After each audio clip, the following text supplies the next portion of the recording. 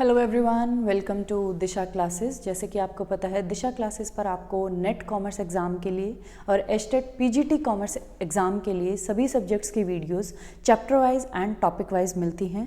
तो net level के exam में या हम बात करें एचटेट पीजीटी लेवल के एग्ज़ाम में जो आपके सब्जेक्ट्स आते हैं या हम सिलेबस की बात करें तो 11th क्लास से लेके मास्टर्स तक के जितने भी सब्जेक्ट्स आपने पढ़े हैं वो सभी सब्जेक्ट्स नेट लेवल के एग्ज़ाम में और एचटेट पीजीटी लेवल के एग्ज़ाम में पूछे जाते हैं। उसी की प्रिपरेशन के लिए हमने 11th क्लास की अकाउंटेंसी और साइड बाय साइड हमने मार्केटिंग सब्जेक्ट स्टार्ट कर रखा है। 11th क्लास की अकाउंटेंसी में 4 चैप्टर हमारे ऑलरेडी प्लेलिस्ट पे डाल दिए हैं हमने और 5th चैप्टर के पार्ट 1 एंड पार्ट 2 भी अपलोडेड हैं।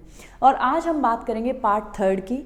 अगर हम ब्रीफ सा इंट्रो लें चैप्टर 5th का, तो चैप्टर 5th है हमारा accounting standards and international financial reporting standards. हमारे अकाउंटिंग स्टैंडर्ड्स क्या हैं या international financial reporting standards IFRS क्या है, क्यों इनकी नीड पड़ी या क्या इनके एडवांटेजेस हैं। तो पार्ट 1 एंड पार्ट 2 में हमने अकाउंटिंग स्टैंडर्ड्स को कवर कर लिया है। अकाउंटिंग स्टैंडर्ड्स होते क्या हैं, इनके क्या फीचर्स हैं, क्या इनके ऑब्जेक्टिव्स हैं, क्या इनके एडवांटेज हैं, क्या इनकी लिमिटेशन है। अगर हम बात करें अकाउंटिंग स्टैंडर्ड के मीनिंग की, तो जब हम अकाउंटिंग करते हैं, बुक्स ऑफ अकाउंट्स को बनाते हैं, तो हमें बहुत सारी बिजनेस ट्रांजैक्शन या इवेंट्स को डील करना होता है। उनको डील करने के लिए कि भी कैसे इनकी एंट्री करी जाए बुक्स ऑफ अकाउंट्स में, हमारे पास अकाउंटिंग प्रिंसिपल्स थे जो हमें हेल्प करते थे उन ट्रांजैक्शंस को बुक्स ऑफ अकाउंट्स में रिकॉर्ड करने के लिए। लेकिन प्रिंसिपल्स की क्या लिमिटेशन थी कि एक ही चीज़ को, एक ही ट्रांजैक्शन को रिकॉर्ड करने के लिए आपके पास बहुत सारे मेथड्स अवेलेबल थे।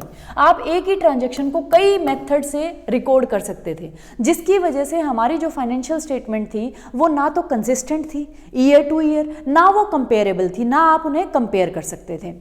इसी वजह से हमें ज़रूरत पड़ी कि हमारे पास कुछ अकाउंटिंग के स्टैंडर्ड्स होने चाहिए, मींस कुछ रूल्स होने चाहिए, कुछ रेगुलेशंस होने चाहिए जो सभी के लिए क्या हो, फिक्स्ड।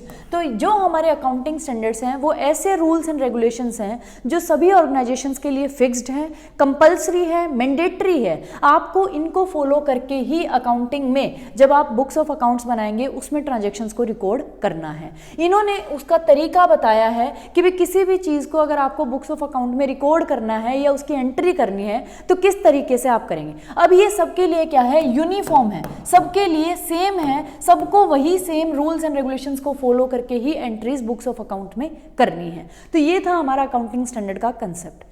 अब हम बात कर लेते हैं इंडियन अकाउंटिंग स्टैंडर्ड्स की, क्योंकि हम अकाउंटिंग स्टैंडर्ड का meaning, nature, features, advantage, limitations ये पार्ट 1 और पार्ट 2 में कर चुके हैं। आज हमारा जो 3rd पार्ट है वो हमारे इंडियन अकाउंटिंग स्टैंडर्ड्स को डेडिकेटेड है कि भी इंडिया के अकाउंटिंग स्टैंडर्ड्स कितने हैं। हर एक कंट्री के अपने अपने अकाउंटिंग स्टैंडर्ड्स हैं। तो हम इंडिया के अगर अकाउंटिंग स्टैंडर्ड्स की बात करें, इंडिया के अगर अकाउंटिंग स्टैंडर्ड्स की हम बात करें तो इंडिया के टोटल 29 अकाउंटिंग स्टैंडर्ड्स हैं। आज हम उन्हीं को डिस्कस करेंगे कि भाई टोटल 29 जो अकाउंटिंग स्टैंडर्ड्स हैं पर्टिकुलरली वो किस चीज़ के लिए कौन सा अकाउंटिंग स्टैंडर्ड डेडिकेटेड है। तो ये हमने मिनिस्ट्री ऑफ कॉर्पोरेट अफेयर्स की ऑफिशियल वेबसाइट से अकाउंटिंग स्टैंडर्ड्स को देखा है। यहाँ से आप देखें तो जो हमारा अकाउंटिंग स्टैंडर्ड 1 है वो किससे रिलेटेड है, disclosure of accounting policies. Accounting standard 2 valuation of inventory सेल रिलेटेड है। Accounting standard 3 cash flow statement जब आप बनाते हैं तो उनको कैसे प्रिपेयर किया जाएगा, कैश फ्लो स्टेटमेंट से रिलेटेड हमारा है accounting standard 3। Accounting standard 4 contingencies and events occurring after the balance sheet date. जो आपके इवेंट्स या कंटिजेंसीज बैलेंस शीट डेट बनने के बाद हुए हैं उनका ट्रीटमेंट आप कैसे करेंगे, ये हमारा किस में दिया गया है, अकाउंटिंग स्टैंडर्ड 4 में। अकाउंटिंग स्टैंडर्ड 5 नेट प्रॉफिट और loss for the period, period items and changes in accounting policies से रिलेटेड हमारा कौन सा है, अकाउंटिंग स्टैंडर्ड 5th। उसके बाद अकाउंटिंग स्टैंडर्ड 6th हमारा रिलेटेड है डेप्रिसिएशन अकाउंटिंग से रिलेटेड। बहुत इंपॉर्टेंट है, कई बार पूछा गया है एग्जाम में डेप्रिसिएशन से रिलेटेड कौन सा अकाउंटिंग स्टैंडर्ड है। अकाउंटिंग स्टैंडर्ड 7 हमारा रिलेटेड है कंस्ट्रक्शन कॉन्ट्रैक्ट से। अकाउंटिंग स्टैंडर्ड 9 रिवेन्यू रिकॉग्निशन से रिलेटेड है। अकाउंटिंग स्टैंडर्ड हमारा 10 प्रॉपर्टी प्लांट एंड इक्विपमेंट से रिलेटेड है। अगर हम बात करें अकाउंटिंग स्टैंडर्ड 11 की, 11 हमारा रिलेटेड है the effects of changes in foreign exchange rates, इससे रिलेटेड है हमारा अकाउंटिंग स्टैंडर्ड 11। उसके बाद अगर हम अकाउंटिंग स्टैंडर्ड 12 की बात करें तो अकाउंटिंग स्टैंडर्ड 12 हमारा रिलेटेड है अकाउंटिंग फॉर गवर्नमेंट ग्रांट्स, कि अगर आपको गवर्नमेंट ग्रांट मिलती हैं तो उनकी अकाउंटिंग आप किस तरीके से करेंगे। फिर है अकाउंटिंग स्टैंडर्ड 13 जो हमारा किससे रिलेटेड है, अकाउंटिंग फॉर इन्वेस्टमेंट से रिलेटेड है। अकाउंटिंग स्टैंडर्ड 14 अकाउंटिंग फॉर अमलगमेशंस, अगर आप दो कंपनीज को अमलगमेट कर रहे हैं उनकी जब अकाउंटिंग करेंगे तो आप किस तरीके से करेंगे, वो हमारा अकाउंटिंग स्टैंडर्ड 14 में दिया हुआ है। फिर है अकाउंटिंग स्टैंडर्ड 15 एम्प्लॉय बेनिफिट्स के लिए है। अकाउंटिंग स्टैंडर्ड 16 हमारा बोरोइंग कॉस्ट से रिलेटेड है कि बोरोइंग कॉस्ट को आप कैसे डील करेंगे।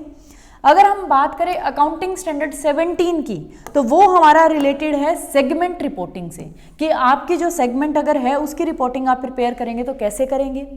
Accounting standard 18 related party disclosure से रिलेटेड है। अकाउंटिंग स्टैंडर्ड 19 लीजेस से रिलेटेड है। Accounting standard 20 earning per share से रिलेटेड है। Accounting standard 21 consolidated financial statement से रिलेटेड है। अगर हम बात करें अकाउंटिंग स्टैंडर्ड 22 की, वो हमारा रिलेटेड है accounting for taxes and on income, कि आपकी इनकम पे जो टैक्सेस लग रहे हैं उसकी अकाउंटिंग आप कैसे करेंगे। उसके बाद अकाउंटिंग स्टैंडर्ड 23 की अगर हम बात करें, accounting for investment in associates in consolidated financial statement से रिलेटेड है। अकाउंटिंग स्टैंडर्ड 24 डिसकंटिन्यूइंग ऑपरेशन से रिलेटेड है। Accounting standard 25 interim financial reporting से रिलेटेड है। अकाउंटिंग स्टैंडर्ड 26 इंटेंजिबल एसेट से रिलेटेड है, जो हमारी गुडविल वगैरह होती है जिन्हें हम टच नहीं कर सकते उनसे रिलेटेड है कि उनका ट्रीटमेंट कैसे होगा।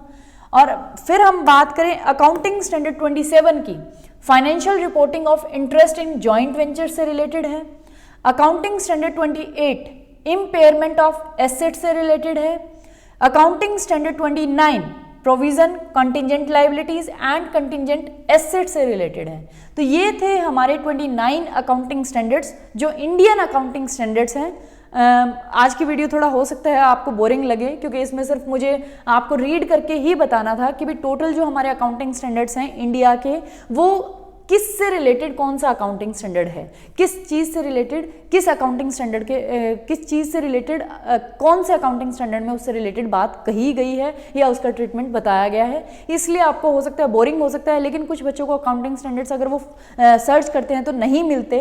इसलिए मैंने सोचा कि मैं एक पूरा जो official ministry of corporate affairs की वेबसाइट है उससे मैंने आपके लिए ये डाटा निकाला है, जिसपे क्लियरली मेंशन है कि भी कौन सा अकाउंटिंग स्टैंडर्ड किससे रिलेटेड है। अगर आप चाहें तो मिनिस्ट्री ऑफ कॉर्पोरेट अफेयर्स की वेबसाइट को विजिट करके अगर नोट डाउन करना चाहते हैं तो अकाउंटिंग स्टैंडर्ड्स अगर खोलेंगे, इनका कॉलम, ये कॉलम खुलेगा एक्ट्स एंड रूल्स के अंडर, उसमें अगर आप खोलेंगे तो आपको ये अकाउंटिंग स्टैंडर्ड जो टोटल 29 है ये वहाँ से मिल जाएंगे, वहाँ से आप इनको याद कर सकते हैं। और अकाउंटिंग स्टैंडर्ड से रिलेटेड एक बात है कि भी नेट के एग्जाम में और एस्टेट पीजीटी लेवल के एग्जाम में मोस्टली बहुत बार अकाउंटिंग स्टैंडर्ड से क्वेश्चन पूछा जाता है कि भी पर्टिकुलर अकाउंटिंग स्टैंडर्ड किस चीज़ से रिलेटेड है। जैसे मैंने आपको जब डेप्रिसिएशन का बताया तब बताया था कि भी डेप्रिसिएशन का जो हमारा अकाउंटिंग स्टैंडर्ड है वो बहुत बार पूछा गया है कि भी अकाउंटिंग स्टैंडर्ड जो 6 है वो किससे रिलेटेड है, या फिर accounting standard 3 cash flow statement से रिलेटेड है, ये भी बहुत बार पूछा गया। तो आपको अगर आप नेट लेवल के एग्जाम की प्रिपरेशन कर रहे हैं या एस्टेट पीजीटी लेवल की प्रिपरेशन कर रहे हैं